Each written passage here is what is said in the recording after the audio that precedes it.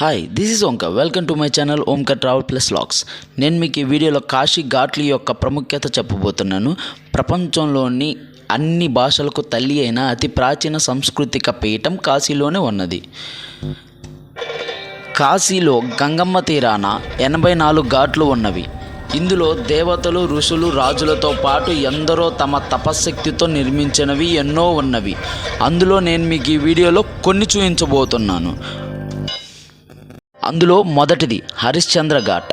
సర్వం పోగొట్టుకొని హరిశ్చంద్రుడు ఇక్కడే శవదహన కూలీగా పనిచేసి దైవ పరీక్షలో నెగ్గి తన రాజ్యాన్ని పొందినాడు.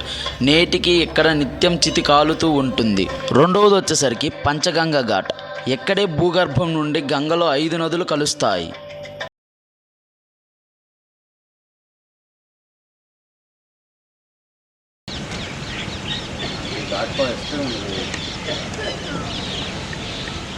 మూడవది తులసి ఘాట్. తులసీదాస్ సాధన చేసి రామచరిత హనుమాన్ లిఖించమని శివుని ఆదేశం పొందిన స్థలం. ఇవన్నీ రాజులు కట్టించినట్టు కదా, అన్ని రాజులే కట్టించింది.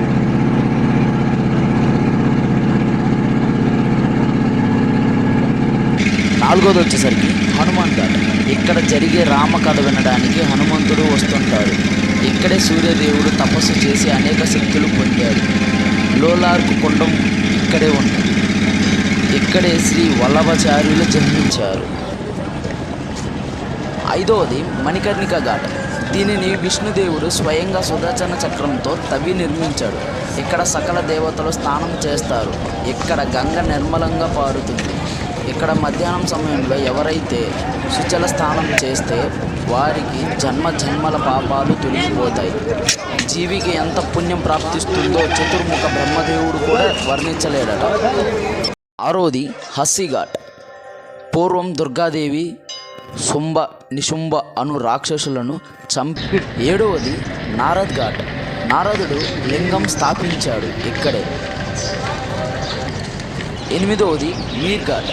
సతీదేవి కన్నుపడిన స్థలం. విశాలాక్షిదేవి శక్తిపీఠం. ఇక్కడే యముడు ప్రతిష్ఠించిన లింగం ఉంటుంది. తొమ్మిదవది ప్రయాగ్ ఘాట్. ఇక్కడే భూగర్భంలో గంగతో యమున సరస్వతులు కలుస్తాయి. పదవది నేపాలీ ఘాట్.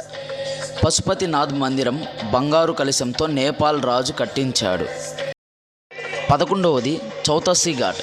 ఇక్కడ స్కందపురాణం ప్రకారం ఇక్కడే 64 యోగినులు తపస్సు చేసినారు. ఇక్కడ దత్తాత్రేయుని ప్రతిగల స్థలం. ఇక్కడ స్నానం చేస్తే పాపాలు తొలగి 64 యోగినుల శక్తులు ప్రాప్తిస్తుంది.